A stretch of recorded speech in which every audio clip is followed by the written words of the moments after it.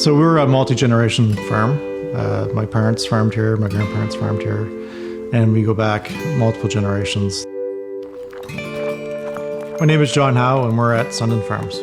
We're located in the town of Lower Coverdale, just south of Moncton, New Brunswick. So originally this was a fruit farm, an apple farm.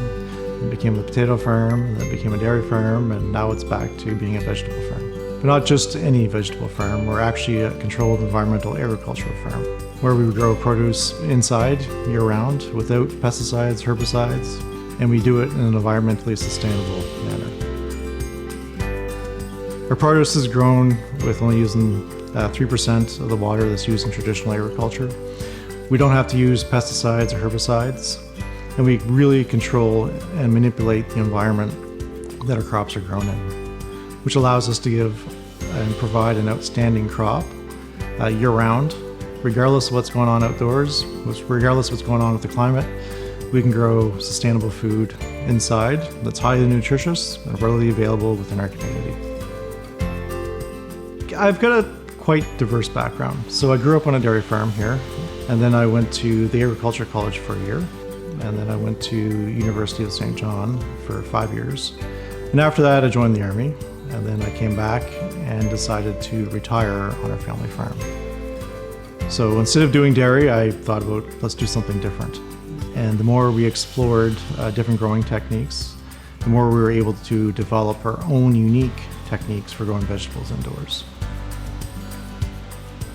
So one of the things I love doing is playing with the different plants, manipulate them, and trying to determine new growing techniques. It's something I really have a passion for. So the more I do it, the more I love it, and it's become more of a hobby than anything else for me. We're constantly expanding our knowledge. Not only do we grow fresh produce year-round, but we actually conduct research so that we can expand our opportunities for both us and other people. So we've partnered with 2 different companies. So one of the key factors we've been looking at is wavelength and light with our plants. So when you buy a generic LED grow light on the market, it's not suited for any particular crop. What we've done is we've actually modified those wavelengths so we can actually provide the correct wavelength to our plants while reducing the amount of energy consumption that we have. So we've got it down to about 10 watts per square foot, which is phenomenal. One of the things we really looked at was the economy within New Brunswick. So over 90% of the vegetables are imported within our province right now. And there's 2 huge issues with that. One is that the nutritional value of those imports just isn't there. When you have long supply routes like that, the nutritional value of those vegetables actually degrades. Like for instance, like vitamin C content within romaine lettuce can degrade over 90%. So for us, what we really strive to do is from harvest to dinner table or harvest to shelf, we want that timeline to be less than 24 hours. So you get that nutritional value for your family, so you get that value for your money. The other reason why we look at imports and replacing those imports is because when you buy something that's imported, about 90% of that money leaves this province. It never comes back again.